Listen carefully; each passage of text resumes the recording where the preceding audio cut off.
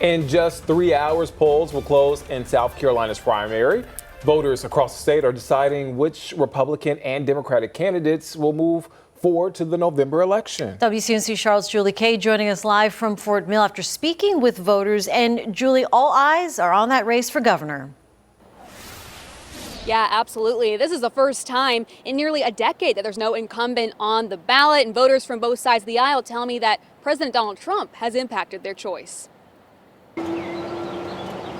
Voters like Democrat Richard Dukes. If you don't vote, you have no right to complain. And Republican Will Cotton. Just that the conservative values in South Carolina keep going. Walked into this Fort Mill location knowing how they would vote. So did the more than 319,000 people who voted early, shattering South Carolina's prior turnout records.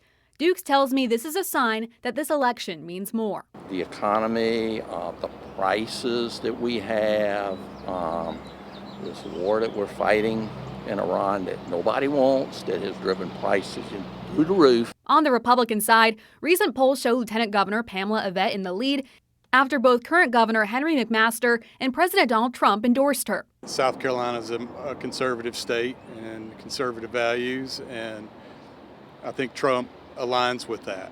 So his endorsements are important to us. The other Republican candidates are Congresswoman Nancy Mace, Congressman Ralph Norman, South Carolina Attorney General Alan Wilson, and businessman Ron Reddy. On the Democratic side, Representative Jermaine Johnson, Billy Webster, and Mullins McLeod.